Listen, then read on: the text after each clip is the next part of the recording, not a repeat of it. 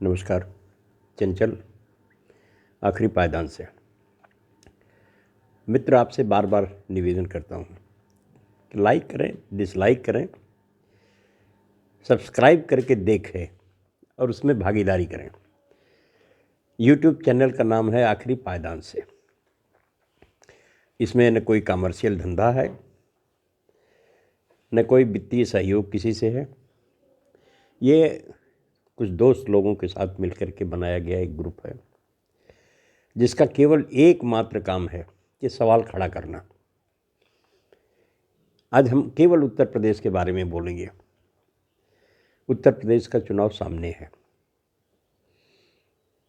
आपको केवल इतना फैसला करना है, एक लकीर खींचना है। दो ताकतें एक साथ, एक सामने, एक दूसरे के खिलाफ मुख्तलिफ होकर के लड़ेंगी। आप केवल लकीर खींचिए पहले कि किसका मुकाबला किससे है और उससे फ़र्क क्या पड़ेगा राजनीति पर। किसके बीच में फैसला है, कौन सी सही पार्टी है। तो जब हम ये फैसला करने के लिए खड़े होते हैं तो दुर्भाग्य है, विशेष करके हिंदी पट्टी का, कि हम मूली खरीदना होगा, गुड़ खरीदना होगा, छोटी से कोई सामान खरीदना होगा बाज़ार से, तो हम जात, बिरादरी और मजहब नहीं देखते, तब हम सामान देखते हैं।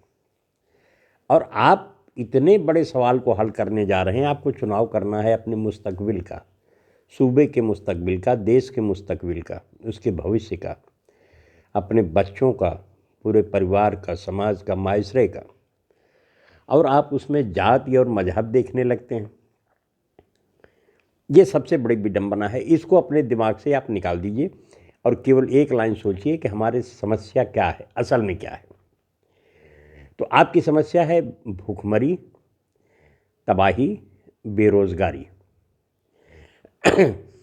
रोज़मर्रा की ज़िंदगी के तमाम मसाइल, जैसे शिक्षा है,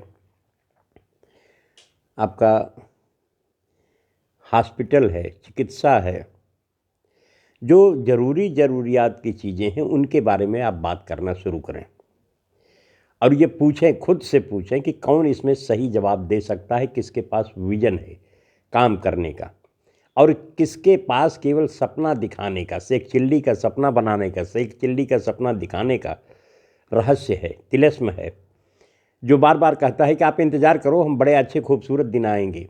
कब आएंगे भैया? ये इस तरह की जो बात करने वाले लोग हैं। और फिर अगर आप उसका सापेक्ष जवाब मांगें तो कहा जाएगा कि ये तो हमने जुमला था भाई, ये तो हम ऐसे कह दिए थे। तो इस तरह की चीज़ों को आपको ध्यान में रखना चाहिए।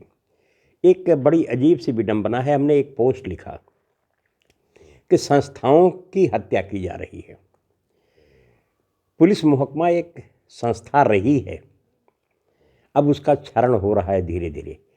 राजनीतिक इस्तेमाल पहले होता था, थोड़ा बहुत होता था, अंग्रेज़ों के ज़माने से चला है, कांग्रेस में भी हुआ, लेकिन एक बंधा बंधाया एक ढर्रा था कि मिनिमम जिसको बोलते हैं उतनी इंटरफियरेंस होती थी पॉलिटिक्स का उस जगहों पर।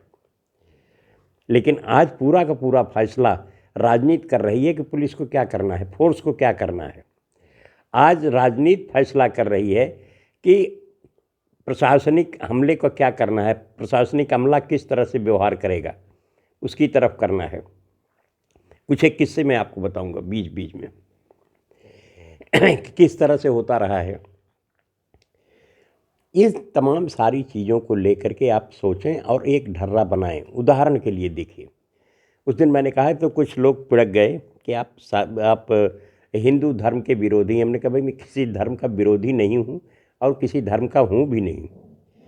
इंसानियत से बड़ा कोई धर्म नहीं होता और हम तो तुलसीदास को मानते हैं। अगर आप मानते हो तो माने, इस परहित सरिस धर्म नहीं भाई। तो वो उस तरफ से आप हमको बदल नहीं सकते, आप हमको कह नहीं सकते कि मैं नास्तिक हूँ, या कहेंगे भी तो हमसे क्या फ़र्क पड़ जाता है, हमारी सेहत पे क्या फ़र्क पड़ेगा। आप जाने, आपका काम जाने। इतना मुलायम धर्म लेकर के अगर आप चल रहे हैं कि आपके 1 डेढ़ लाख के पंडितों के बीच में एक मुसलमान अगर पहुंच गया तो सारे के सारे पंडित भ्रष्ट हो गए कि ये छुआछूत का ये हिस्सा। तो इस धर्म को तो बहुत पहले मर जाना चाहिए था भाई। कि जिसमें इतनी खामियां हो, इतनी कमजोरियां हो, उसको लेकर के क्यों?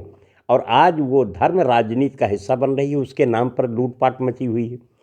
इससे आप एक लकीर खींचिए कि राजनीति का मतलब क्या होता है। राजनीति का मतलब धर्म होता है, या राजनीति का मतलब होता है कि ज़िंदगी को बेहतर सलीका देना। जिस दिन आप ये रास्ता खींचेंगे, उस दिन ये मामला साफ हो जाएगा कि जिसको जिस जगह पे जाना चाहिए उस जगह पे जाना चाहिए। साधु संतों की जगह आसन है, सिंहासन नहीं। लेकिन आज हो रहा है उल्टा। कहा जा रहा है, अब बताइए, कांवड़िए लोग निकलते हैं। मैं उत्तर प्रदेश के लोगों से पूछता हूँ, ये सबसे लेटेस्ट त्यौहार निकला है। इसके पहले लोगों की श्रद्धा थी, अपना जल उठाए और चढ़े गए, चढ़ा दिए। हर एक जगह के अपनी नदियाँ होती थीं और लोगों को खुशी होती थी। जिसने भी बसावट है, आप देखिए दुनिया की बसावट जी सब नदियों के किनारे हुआ। उसकी वजह कोई धार्मिक नहीं था, उसकी वजह था सहूलियत।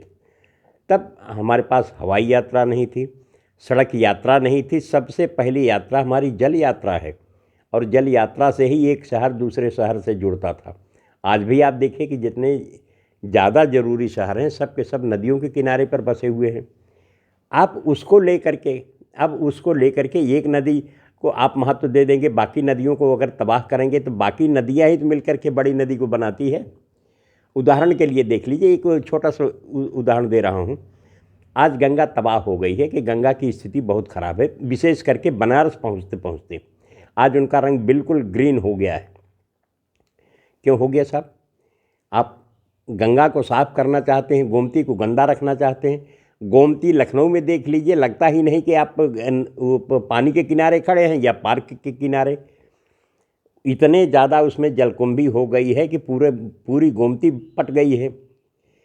तो आप उसको साफ करने की बात मैं नहीं करता। एक सीधी सी बात आप जान लीजिए कि प्रकृति में दो चीज़ें ऐसी हैं कि जो अपनी सफाई खुद कर लेती हैं। एक स्त्री है और एक दूसरी नदी। नदी हर साल जब बारिश होगी तो अपनी शुचिता का इस्तेमाल वो खुद कर लेती है और अपने को उलट पलट करके वो पवित्र कर लेती है, उसी तरह से जैसे औरत कर लेती है महीने में। तो उसके बारे में आप चिंतित मत होइए। चिंता केवल ये करिए कि आप नदियों को गंदा मत करिए। और ये गंदा करना आपका काम है कि आप पूरे सीवर की लाइन को अगर खोल देंगे गंगा में, गोमती में, सई में, वरुणा में, तो उसकी क्या हालत होगी। कचरा, मिलों का कचरा, कारखानों का कचरा अगर आप नदी में गिराना शुरू कर देंगे तो क्या होगा। आप मेहरबानी करके इतना करिए और गंगा के नाम पर, जमुना के नाम पर, नदियों के नाम पर शोषण बंद कर दीजिए कि हम है गंगा, हम आ रहे हैं, हम आपको साफ़ करेंगे। आप क्या साफ़ करने वाले होते हो भाई? हर एक साल में सारी नदियाँ खुद अपने आप उफान पर आकर के अपने अस्तित्व को बचा लेती हैं और अपने को परिमार्जित कर लेती हैं। ये सीधा सा वो प्राकृतिक नियम है। लेकिन हमारे मित्र लोग इसमें कन्फ्यूजन करेंगे, उसको नारा बनाएंगे, उसके भोजन का इंतज़ाम करेंगे, और नतीजा क्या होगा कि पैसा को पैसा बर्बाद होगा और नदी की नदी बर्बाद होगी। आप एक लकीर खींचिए कि आज आपकी प्रियॉरिटी क्या है, और उस प्रियॉरिटी को, आपकी प्रियॉरिटी है कि आपके बच्चे बेहतर तालीम पाएँ, बेहतर इंसान बने, बेहतर जगह पर पहुँचे, बेहतर जगह मिले। एवज में क्या हो रहा है, हम आपको कहा जा रहा है कि चलिए अच्छे दिन देखेंगे। अरे भाई, अच्छे दिन जब आएंगे तब आएंगे ना, लेकिन वो अच्छे दिन आने वाले नहीं। जिन मुकाम पर हम थे सब जगह पर गिरावट आ रही है। कल तक हम बना रहे थे, आज बेच रहे हैं, और उल्टा सवाल भी पूछ रहे हो कि 70 साल में हुआ क्या है।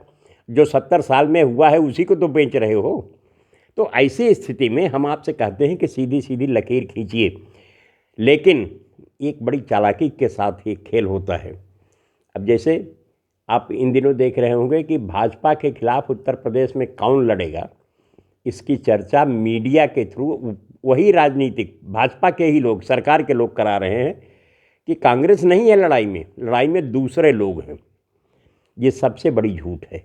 उनको मालूम है कि अगर हम ईमानदारी की बात करेंगे कि कांग्रेस है मैदान में, तो आगे आने वाला जो चुनाव है, संसद का चुनाव है, उसमें ये छोटी पार्टियां कहाँ रहेंगी। वो तो कोई उत्तर प्रदेश में है, कोई बिहार में है, कोई मध्य प्रदेश के ये 2-3 जिलों में है, कोई एक बिरादरी में है, लेकिन पूरे देश के पैमाने पर फैसला होने जा रहा है दो दलों के बीच में। और इन दो दलों के बीच में आपको एक रेखा खींचनी है कि कौन बेहतर जगह दे सकता है, कौन बेहतर मुल्क बना सकता है, किसके पास विजन है, कौन किस तरफ चल रहा है और उसमें संस्थाओं को कौन कितना बना रहा है। मेरा आपसे निवेदन है कि जब ये तय कर लें तो एक एक मुद्दे पर हम आपसे बात करना शुरू करें।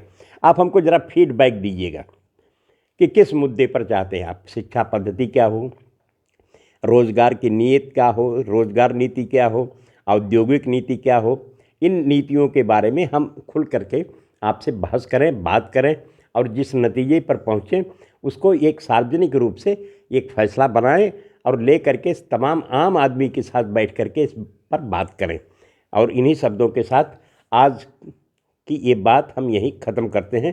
धन्यवाद, शुक्रिया।